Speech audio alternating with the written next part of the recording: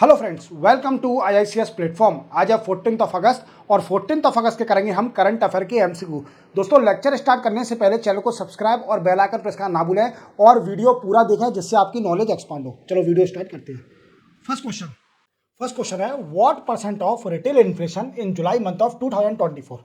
देखो, अभी बड़ी खुशी की बात है क्योंकि अभी ये रिटेल इन्फ्लेशन कम हो गया है इन the month of July of 2024। कितना है दोस्तों, ये क्वेश्चन पूछ रहा है कि बताइए। एनएसओ ने अभी डेटा निकाला है और जुलाई मंथ का डेटा दिया है जिसमें रिटेल इन्फ्लेशन कितना बताया गया है। तो रिटेल इन्फ्लेशन कम हो गया है 3.54%। कितना है दोस्तों? 3.54% रिटेल इन्फ्लेशन आया है। और ये कितने महीने बाद आया है, ये सबसे बड़ा क्वेश्चन बनता है कि ये 59 मंथ बाद इतना कम आया है।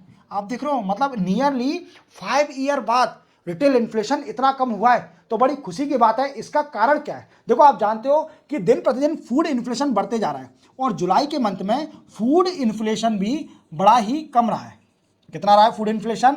तो 5.42% in the month of July 2024 the food inflation was 5.42% as per the data of NSO, national statistics organisation के हिसाब से ये रिटेल इन्फ्लेशन कम हो गया है। तो बड़ी खुशी की बात है क्योंकि मॉनेटरी पॉलिसी में अभी आपने देखा, मॉनेटरी पॉलिसी की मीटिंग हुई थी एट 7 अगस्त और 8 अगस्त में। इस मीटिंग में कई सारे डिसीजन लिए गए। What I means, monetary policy committee क्या होती है? ऐसी कमेटी जो कि डिसाइड करती है interest rate of the bank, that is repo rate, reverse repo rate, bank rate. तो क्या किया इस बार मॉनेटरी पॉलिसी में? कोई चेंज नहीं हुआ, किसी भी रेट में कोई चेंज नहीं हुआ। रेपो रेट कम नहीं किया सरकार ने। रीजन क्या दिया कि कंज्यूमर प्राइस इंडेक्स ज्यादा होने के कारण हम रेट को कम नहीं कर सकते। और आप देखिए, जो कंज्यूमर प्राइस इंडेक्स है उसमें approximately 46% ratio is related to food. तो देख रहे हो फूड इन्फ्लेशन का कितना बड़ा रोल है कंज्यूमर प्राइस इंडेक्स में। और मॉनेटरी पॉलिसी ने कमेटी ने यह भी बोला था कि जब तक कंज्यूमर प्राइस इंडेक्स 4% नहीं हो जाएगा हम रेपो रेट को कम नहीं करेंगे। क्या नहीं करेंगे? रेपो रेट को कम नहीं करेंगे, क्योंकि हमारा टारगेट 4% है कंज्यूमर प्राइस इंडेक्स को लाने का। तो आप याद रखोगे कि retail inflation in the month of July of 2024 वो आया 3.54। चलते अपन नेक्स्ट क्वेश्चन पर। Which college top in latest national institute ranking framework ranking 2024। देखो दोस्तों, जैसे आप जानते हो NIRF की रैंकिंग आ गई है। ये हर साल रैंकिंग निकालती है और इंडिया में जितने भी कॉलेज हैं उनकी रैंकिंग बताती है कि वो कैसे एफिशिएंट हैं, स्टडी के लिए प्रॉपर हैं कि नहीं है। अगर जो रैंकिंग नंबर 1 आती है तो देखा गया कि सबसे नंबर 1 IIT मद्रास चल रहा है। ये 4 टाइम से कंजिक्यूटिवली नंबर 1 पर है। आप जान लो, तो IIT मद्रास कॉलेज नंबर 1 पे है नेशनल इंस्टीट्यूट रैंकिंग फ्रेमवर्क 2024 में। और सेकंड नंबर पे कौन है? तो सेकंड नंबर पे इंडियन इंस्टीट्यूट ऑफ साइंस इन बेंगलोर, जो कि बेंगलोर में है, वो है सेकंड नंबर पर इंडियन इंस्टीट्यूट ऑफ साइंस इन बेंगलोर। और अगर यूनिवर्सिटी में देखा जाए तो नंबर 1 पे है दोस्तों IIC means IIS means Indian institute of science, जो कि बेंगलोर में है। याद रखोगे। और JNU की कितनी रैंकिंग है? JNU की है 10th रैंकिंग है इंडिया में। क्लियर? चलते अपन नेक्स्ट क्वेश्चन पर। नेक्स्ट क्वेश्चन है, Kalinga award is given in which field.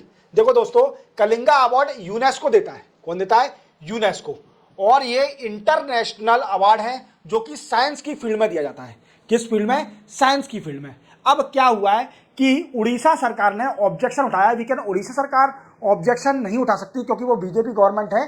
But जो अपोजिशन पार्टी बैठी है जो उड़ीसा में, वो ऑब्जेक्शन उठा रही है कि जो कलिंगा अवार्ड है इसको सरकार फंड नहीं दे रही है यूनेस्को में।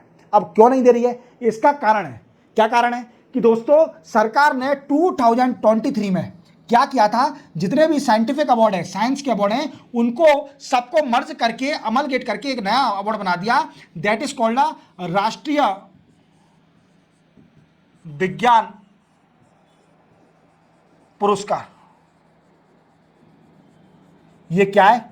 देखो, आप जानते हो कि इंडिया में पद्मा अवार्ड मिलता है जिसमें कई सारे कैटेगराइज किए जाते हैं, जैसे पद्मा भूषण, पद्माश्री और पद्मा विभूषण, ये अवार्ड दिए जाते हैं पद्मा में। ऐसे ही इंडिया ने क्या किया कि कई सारे साइंस के अवार्ड थे, अब उनको सबको कनेक्ट करके एक अवार्ड बना दिया जिसको बोलते हैं राष्ट्रीय विज्ञान पुरस्कार। अब इसको भी कैटेगराइज कर दिया सरकार ने, इसको भी कैटेगराइज कर दिया, जैसे विज्ञान रत्न, विज्ञान रत्न ये अवार्ड दिया जाएगा, life time achievement award for the senior scientist, senior scientist को विज्ञान रत्न दिया जाएगा। देन आफ्टर दूसरा है विज्ञान युवा, विज्ञान युवा, ये जो 45 ईयर से बिलो है, जो कि भटनागर अवार्ड दिया जाता था, उस अवार्ड को रिप्लेस करके बना दिया विज्ञान युवा अवार्ड। क्लियर? तो ये 45 ईयर से बिलो के जितने भी साइंटिस्ट हैं उनको ये अवार्ड दिया जाता है। देन आफ्टर तीसरा क्या करा, विज्ञान श्री,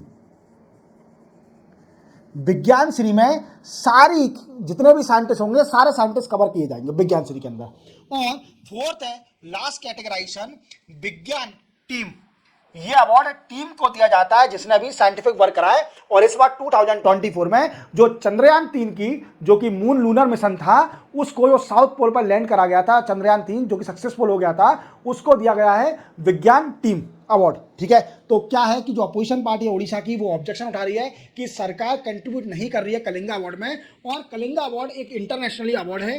क्लियर? और इसको स्टार्ट किया था 1951 में, साइंस फील्ड में दिया जाता है। और बीजू पटनायक, बीजू पटनायक जो कि उड़ीसा के सीएम रहे हैं, फॉर्मर सीएम, उन्होंने स्टार्ट किया था कलिंगा अवार्ड। क्लियर? और ये कौन देता है? यूनेस्को देता है। और इसमें प्राइस कितनी मिलती है? तो इसमें प्राइस मिलती है यूएस डॉलर 40,000, मीन्स $40,000 प्राइस मिलती है कलिंगा अवार्ड को। पर सरकार ने कलिंगा अवार्ड देना भी बंद कर दिया है, क्योंकि उन्होंने एक अवार्ड बना दिया है जिसको बोलते हैं राष्ट्रीय विज्ञान पुरस्कार। याद रखोगे? चलते अपन नेक्स्ट क्वेश्चन पर। Who has took charge as new chairman and MD of national hydro electricity power plant limited? देखो, आप जानते हो कि national hydro electricity power plant limited क्या है? ये पेरेंट ऑर्गेनाइजेशन है, जितने भी सरकारी हाइड्रो इलेक्ट्रिसिटी पावर प्लांट हैं उनकी पेरेंट ऑर्गेनाइजेशन है। क्लियर? अब इसके नए एमडी, मैनेजिंग डायरेक्टर और चेयरमैन बन गए, तो उनका नाम याद रखना, वो बने हैं राजकुमार चौधरी। राजकुमार चौधरी नए एमडी और चेयरमैन बन गए national hydro electricity power plant limited के। क्लियर? चलते अपन नेक्स्ट क्वेश्चन पर। नेक्स्ट क्वेश्चन है which day is observe as world elephant day 2024? ये पूछ रहा है कि वर्ल्ड एलिफेंट डे कब पड़ता है। तो दोस्तों याद रखना, एलिफेंट को सेलिब्रेट करने के लिए कि हाँ इनको भी बर्थडे सेलिब्रेट करा जैसे एलिफेंट, तो इसको भी एक दिन सेलिब्रेट किया जाता है 12 अगस्त को। 12 अगस्त को ऑब्जर्व किया जाता है हर साल world elephant day, world elephant day. और 2024 की थीम याद रखना, बड़ी अजीबोगरीब थीम है इसकी 2024 की, means पर्सनिफाइंग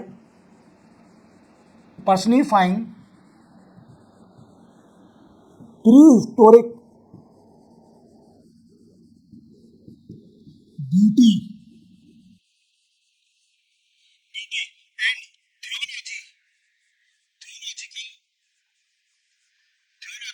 we can say theological environment importance।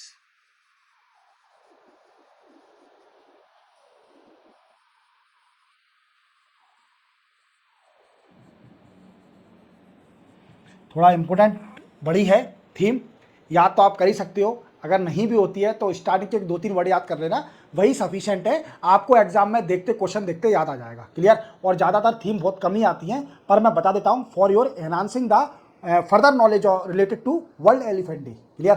चलते अपन नेक्स्ट क्वेश्चन पर। IIT Indore collaborate with which IIT to launch centre for Narmada river basin management? देखो क्या है कि आप जानते हो कि हमारे इंडिया में 5th लार्जेस्ट रिवर कौन सी है? That is called Narmada. और नर्मदा आप जानते हो वो फेमस क्यों है? नर्मदा, नर्मदा फेमस इसलिए है क्योंकि ये ईस्टर्न फ्लो करती है, ईस्ट में फ्लो करती है, मीन्स अपना वाटर डिस्चार्ज करती है अरेबियन सी में, डिस्चार्ज करती है अरेबियन सी में।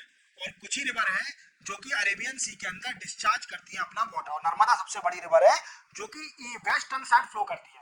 We can say sorry east नहीं है, ये वेस्ट फ्लो करती है। क्या करती है? वेस्ट फ्लो, वेस्ट में फ्लो करती है, अरेबियन सी में डिस्चार्ज करती है अपना वाटर। अब ये किस स्टेट में फ्लो होती है तो ये भी जान लीजिए, ये सबसे ज्यादा पार्ट मध्य प्रदेश में कवर करती है, सेकंड गुजरात, गुजरात में कवर करती है। अब देखो दोस्तों क्या हुआ है कि बेसिन की स्टडी करने के लिए, नर्मदा की स्टडी करने के लिए एक सेंटर बनाया आईआईटी। ये पूछ रहा है कि एक तो आईआईटी इंदौर ही होगा क्योंकि मध्य प्रदेश में है, दूसरा आप देखिए कि अगर गुजरात में बह रही है तो गुजरात का आईआईटी होगा जो कि गांधीनगर में है। आईआईटी गांधीनगर और आईआईटी इंदौर ने एक सेंटर लॉन्च किया है जिसको बोलते हैं सी नर्मदा, और फुल फॉर्म है centre for Narmada river basin management. और ये क्या है दोस्तों, ये एक रिसर्च करेगा, research and study on Narmada river and surrounding area. Clear. और याद रखना ये वेस्ट फ्लो डायरेक्शन, इसका वेस्ट फ्लो है, ईस्ट टू वेस्ट फ्लो होती है, याद रखना, ठीक है, ईस्ट टू वेस्ट फ्लो होती है नर्मदा रिवर, और अपना वाटर डिस्चार्ज करती है इन अरेबियन सी, याद रखोगे। चलो, और निकलती कहां से, इसका ओरिजिन कहां है, अमरकंटक से। कहां से, अमरकंटक प्लेटू से, जो कि एमपी के अंदर है, याद, और अनूपपुर जिले में है। क्लियर। चलते अपन, which bank of India has introduce Antardrishti braille debit card. देखो दोस्तों आप जानते हो कि इंपेयर्ड, जो कि विजुअल इंपेयर्ड पीपल हैं, visual impaired people, visual impaired people जिनको दिखता नहीं है, जो कि अंधे हैं। अब क्या है कि देखो आपको मालूम है कि कई सारे जो डिसेबल पीपल हैं वो भी these also covered in, we can included in disable people. तो क्या है दोस्तों, ये बड़े ही बैकवर्ड टाइप के लोग हैं, backward in the sense of, in term of economical, in term of economical, और इनकी कंडीशन बड़ी खराब रहती है इकोनॉमिकल में क्योंकि उनको दिखता नहीं है। और इसी को फाइनेंशियल इंक्लूजन बढ़ाने के लिए, क्या करने के लिए, फाइनेंशियल इंक्लूजन को एनहांस करने के लिए पंजाब नेशनल बैंक ने एक नया डेबिट कार्ड निकाला है जिसको बोलते हैं अंतर्दृष्टि डेबिट कार्ड। ये बेरली लैंग्वेज का यूज करा जाएगा, मींस इसमें जो कैरेक्टर होंगे वो रेज होंगे।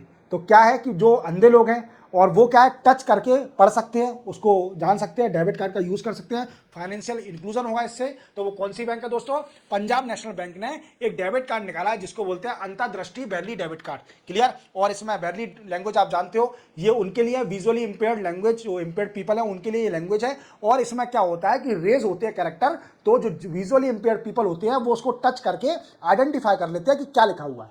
क्लियर। चलते अपन नेक्स्ट क्वेश्चन पर। नेक्स्ट क्वेश्चन है, which state of India recently mandate registration of temple, मठ और ट्रस्ट। देखो क्या है कि एक स्टेट है बिहार स्टेट, बिहार स्टेट में कई सारी ऐसे इमूवेबल प्रॉपर्टी, ट्रस्ट, टेंपल, और वी कैन से ट्रस्ट है, टेंपल है और मठ है, कई सारे जो कि रजिस्टर्ड नहीं है सरकार से। अब सरकार को इनको रेगुलेट करने के लिए रजिस्ट्रेशन कराना भी बहुत जरूरी है। तो सरकार ने क्या किया है, बिहार सरकार ने एक आदेश निकाला है कि जितने भी मठ, टेंपल और ट्रस्ट हैं जो कि अनरजिस्टर्ड हैं उनको रजिस्टर्ड किया जाएगा। और ये पूरी पावर दे दिया किसको, डिस्ट्रिक्ट मजिस्ट्रेट को। किसको दे दिया है, डिस्ट्रिक्ट मजिस्ट्रेट को पावर दे दिया है। और जितने भी टेंपल और मठ और ये जितने भी ट्रस्ट है ये रजिस्टर होंगे Bihar state board of religious trust, religion trust, याद रखोगे। और इनको रजिस्टर करने की रिस्पॉन्सिबिलिटी किसकी है, डिस्ट्रिक्ट मजिस्ट्रेट की। क्लियर। चलते हैं अपन नेक्स्ट क्वेश्चन पर। नेक्स्ट क्वेश्चन है, which country conduct military exercise Mitra Shakti with India. अब ये पूछ रहा है कि ऐसी कौन सी कंट्री है जो कि मिलिट्री एक्सरसाइज, मित्र शक्ति मिलिट्री एक्सरसाइज करेगी इंडिया के साथ। तो ये स्टार्ट हो गई है दोस्तों एक्सरसाइज, 12 अगस्त को ही स्टार्ट हो गई। और ये एक्सरसाइज श्रीलंका में हो रही है और इंडिया के कई सारी आर्मी के सोल्जर गए हैं इस एक्सरसाइज को करने के लिए। और इंडिया और श्रीलंका में ये एक्सरसाइज होती है मित्र शक्ति एक्सरसाइज, जो कि मिलिट्री एक्सरसाइज है और स्टार्ट हो गई है 12 अगस्त से। और ये 10th एडिशन है, ये भी याद रखना, 10th एडिशन है मिलिट्री एक्सरसाइज का, मित्र शक्ति का, between India and Sri Lanka. Clear. चलते अपन नेक्स्ट एंड लास्ट क्वेश्चन पर, which day is observe as world organ donation day 2024। तो ये पूछ रहा है कि वर्ल्ड ऑर्गन डोनेशन डे 2024 कब पड़ता है, कब ऑब्जर्व किया था। तो ये है दोस्तों 13 अगस्त को वर्ल्ड ऑर्गन डोनेशन डे पड़ता है। आप जानते हो कि वर्ल्ड में, इवन इंडिया में, कई मृत्यु हो जाती है कि lack of donation of the organ और टिश्यू, टिश्यू और ऑर्गन का डोनेशन नहीं हो पाता है, कई सारे लोग बाग नहीं देते हैं, डोनेट नहीं करते हैं, अपने फैमिली मेंबर का पार्ट कोई भी डोनेट नहीं करते हैं, तो ये सबसे बड़ी कमी है। कई मृत्यु होती है इंडिया में, इवन वर्ल्ड में भी। अब उनको अवेयर करने के लिए कि organ donation is also a important part of the social help to the people और welfare help to the people who are facing the problem of lack of organ available in the market। Clear, ये इसका main M होता है। तो ये पड़ता है 13 अगस्त को, याद रखना, वर्ल्ड ऑर्गन डोनेशन डे। इसी के साथ 14 अगस्त के करंट अफेयर के एमसीक्यू दोस्तों कंप्लीट होते हैं। चैनल को सब्सक्राइब और बेल आइकन प्रेस करना ना भूलना और हमेशा वीडियो पूरा देखना। क्लियर, मिलते हैं हम कल 15 अगस्त को नए करंट अफेयर एमसीक्यू के साथ। तब तक के लिए जय हिंद।